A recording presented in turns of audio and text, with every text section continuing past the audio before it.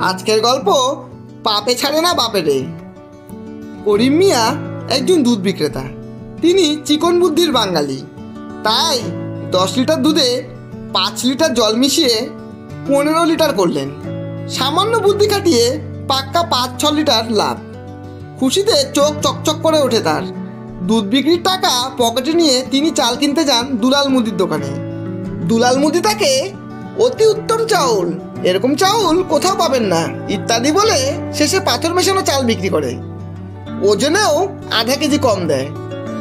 কত লাভ করে ফেললাম ভেবে বেজায় খুশি দুলাল মুদি লাভের টাকা নিয়ে বাজারে যায় মাছ কিনতে। মাছ বিক্রেতা জামাল মিয়া তাকে ফরমালিন মেশানো পচা মাছ ধরিয়ে দেয় কেনা দামের দ্বিগুণ মূল্যে। তার লাভ করতে হবে না।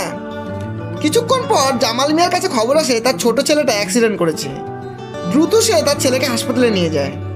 হাসপাতালের একজন ধান্দাবাজ দালাল ভালো চিকিৎসার ব্যবস্থা করে দেবার কথা বলে ভংচং বুঝিয়ে জামাল মিয়ার কাছ থেকে ভালো পরিমাণ টাকা হাতিয়ে নেয়। সেই ধান্দাবাজ দালাল বাড়ি ফেরার পথে পড়ে ছিনতাইকারীর হাতে। ছিনতাইকারী তার পেটে ছুরি মেরে সব টাকা পয়সা ছিনিয়ে নেয়। পালিয়ে যাওয়ার সময় ছিনতাইকারী ধরা পড়ে পুলিশের হাতে। পেদানি দিয়ে সব টাকা হাতিয়ে নেয় পুলিশ। সরকারি কোষাগারে জমা বা ভিকটিমের কাছে ফেরত দেওয়া কোনোটাই করেন না পুলিশ অফিসার। সেই পুলিশের ছেলে আবার হয়ে পড়ে মদের আসক্ত। মাদকের পেছনে টাকা ঢেলে প্রতিনিয়ত সে খালি করে দেয় বাবার পকেট। আর সেই মাদক বিক্রেতা সেই টাকায় কিনতে থাকে করিম মিয়ার সেই জল মেশানো দুধ।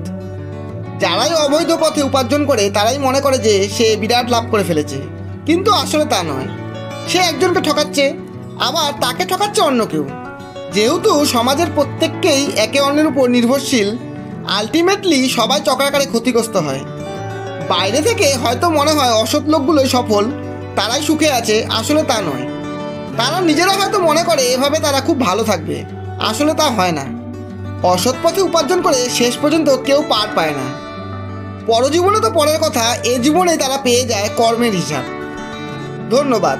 গল্পটি যদি ভালো লাগে একটা লাইক অবশ্যই দেবেন এবং বন্ধু ও প্রিয়জনদের শেয়ার করে চ্যানেলটি সাবস্ক্রাইব করে পাশে থাকবেন।